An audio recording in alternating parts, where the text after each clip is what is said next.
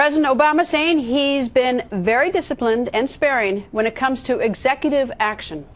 It's been the pattern of the Obama presidency over and over again to just disregard the Congress, disregard the law. We've been very disciplined and sparing in terms of the executive's actions that we've taken. He's ruling by executive fiat. This is truly the imperial presidency. Sure. Well, I don't think that's very serious. It's either his way or the highway. I'm appalled that he's doing this, but I'm not surprised. I've got a pen and I've got a phone, and I can use that pen to sign executive orders and take executive action. He also has a constitution and an oath of office that he took, where he swore to faithfully execute the laws of our country. The Constitution should have something to do with what you do as president, and it's not what you can do with the pen and the phone. We've been very disciplined and sparing. I think the president's changed the Constitution. He's decided that it's optional and he's going to obey it when he feels like it. That is a form of tyranny.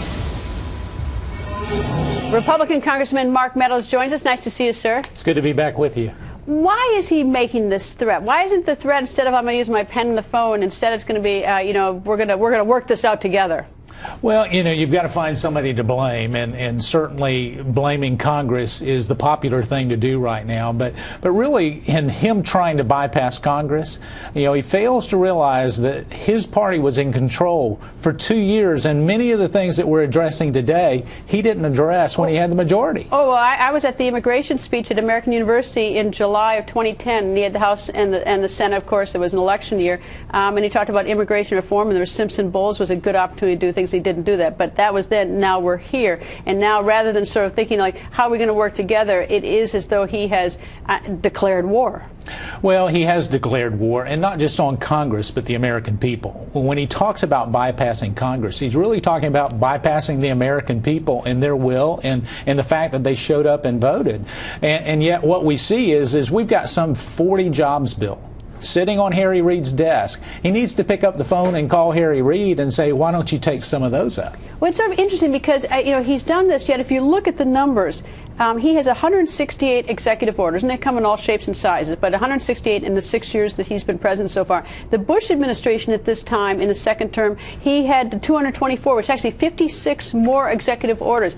The Clinton administration before that at this time had 276, 108. So actually he's on the low end. Of course, what you're doing for executive orders is significant. Yet for some reason he has decided to make this, some sort of, weapon against the Republicans, rather than figuring out how to, rise above it and make the two of you work together. Well, you hit a great point. The executive order has been used throughout history, dating back to George Washington. The difference here is the way that he's doing it and the fact that he's being selective.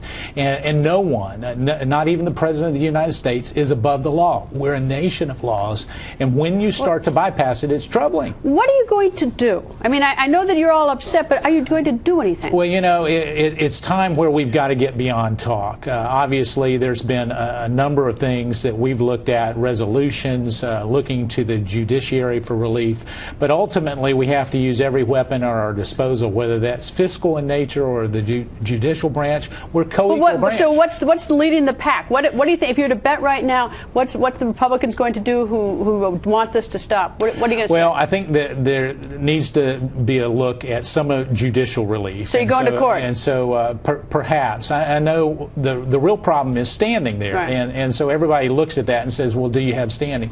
The other is the pocketbook, and we have to really look at that seriously and limit the power of the executive branch in some of these agencies that are carrying out these edicts. Well, for the life of me, I don't know why he's bragging about it and threatening and everything else. It doesn't seem a very effective a way to try to lead and perhaps get some sort of compromise agreement. But anyway, that's we'll see what happens. Anyway, Congressman, nice to see you, sir. It's good to be back with you.